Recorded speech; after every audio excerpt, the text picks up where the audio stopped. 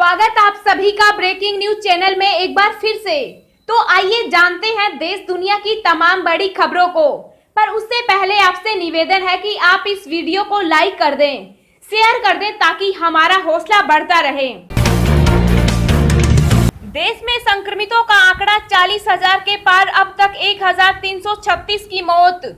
जी आपको बता दें कि भारत में कोरोना वायरस संक्रमितों की संख्या लगातार बढ़ती जा रही है। देश भर में कोरोना संक्रमितों का आंकड़ा 40,000 के पार पहुंच गया।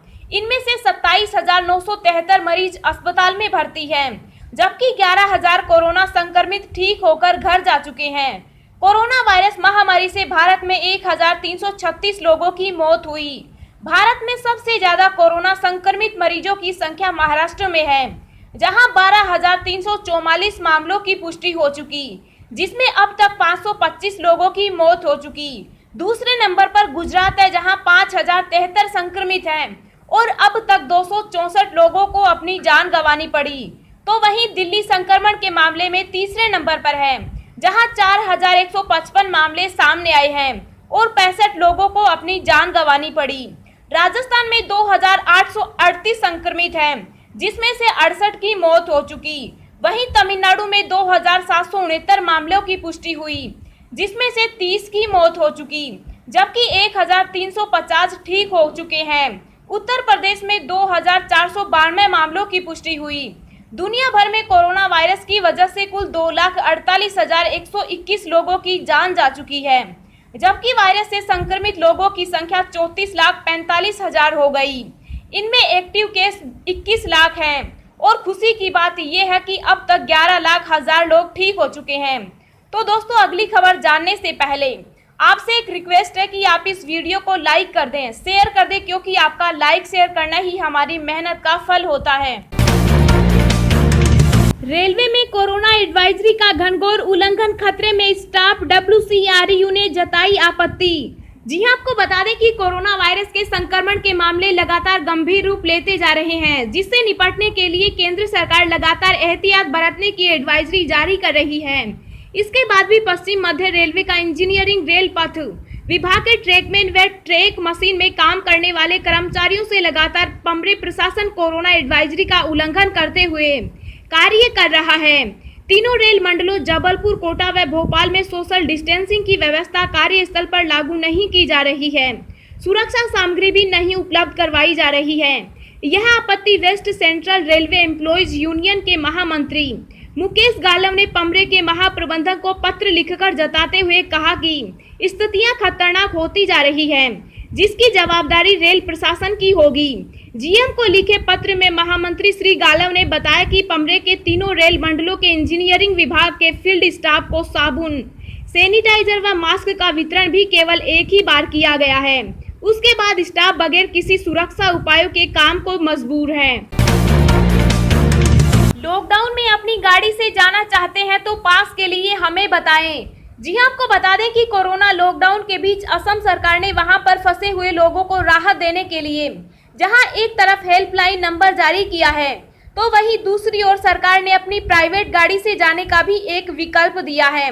असम सरकार में मंत्री हेमंत बिश्व शर्मा ने कहा कि जो लोग अपनी गाड़ी से जाना चाहते हैं वे पास पाने के लिए अपनी डिटेल्स भेजें। हेमंत बिश्व शर्मा ने एक ट्वीट में कहा कि असम सरकार राज्य में फंसे हुए लोगों की मदद के लिए 74 28 15 99 66 नंबर जारी किया है। इस हेल्पलाइन पर फोन करने के बाद लोगों के पास एक लिंक जाएगा, जिसमें उन्हें अपनी जानकारी भरकर देनी होगी। दूसरी तरफ असम सरकार ने राज्य में शराब की दुकानें खोलने की अनुमति दी है। असम सरकार ने राज्य भर में शराब की दुकानें तत्काल प्रभाव में खोलने का आदेश शनिवार को दिया।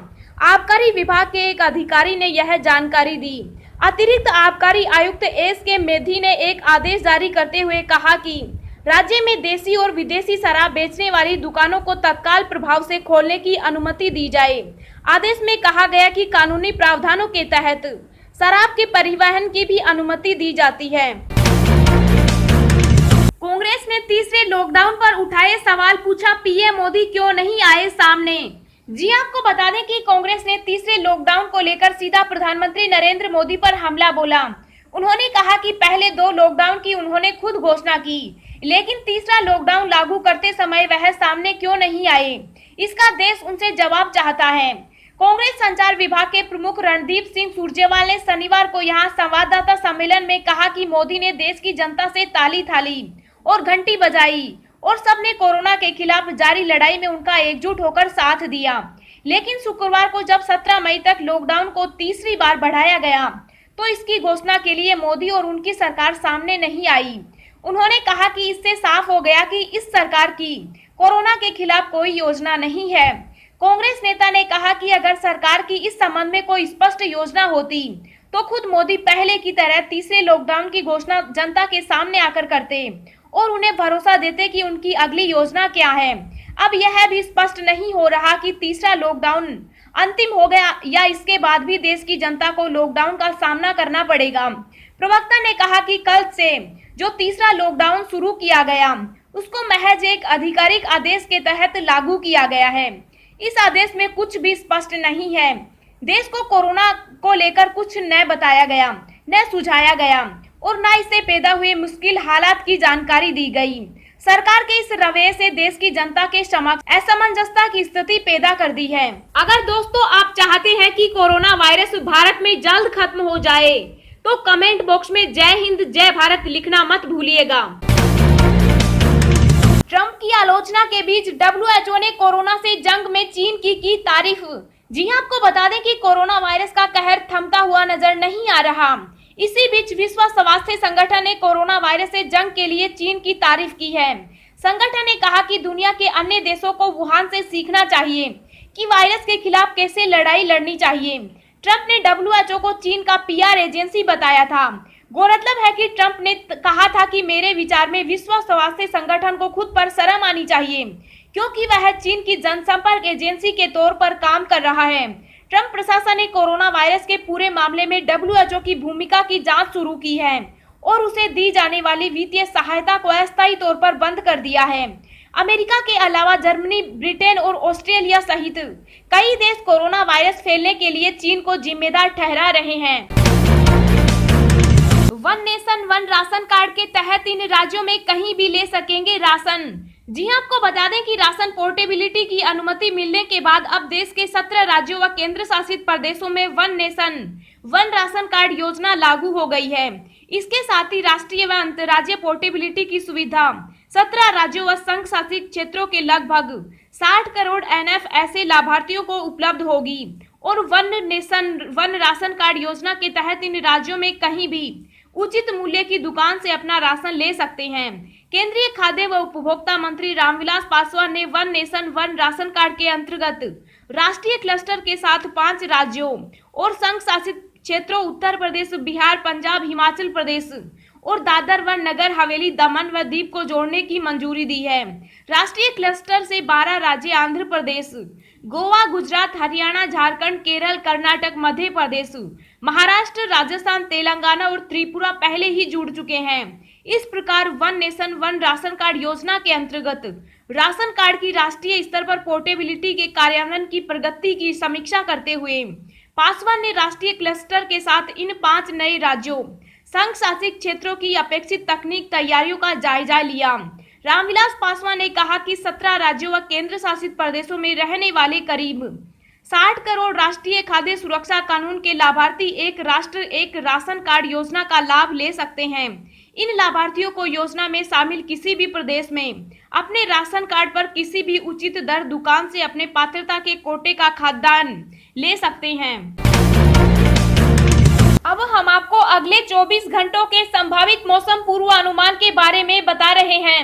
अगले 24 घंटों के दौरान देश के पूर्वी और उत्तरी हिस्सों में बारिश बढ़ने वाली है। पूर्वोत्तर भारत, पश्चिम बंगाल, बिहार के पूर्वी भागों, हिमाचल प्रदेश, उत्तराखंड और उत्तरी पंजाब में हल्की से मध्यम बारिश के साथ 1-2 स्थानों पर भारी वर्षा होने के आसार हैं। जम्मू कश्मीर, लद्दाख, केरल, तटीय और आंतरिक कर्नाटक, तेलंगाना और छत्तीसगढ़ के कुछ हिस्सों में हल्की से मध्यम वर्षा दर्ज की जा सकती है। उत्तर पश्चिमी राजस्थान, हरियाणा के कुछ हिस्सों और पूर्वी उत्तर प्रदेश में धूल भरी आंधी के साथ हल्की बारिश हो सकती है। ओडिशा और मध्य महाराष्ट्र में छिटपुट जगहों पर हल्की बारिश होने की संभावना है। अंडमान व निकोबार द्वीप समूह पर तेज हवाओं के साथ मध्यम से भारी बारिश के आसार हैं।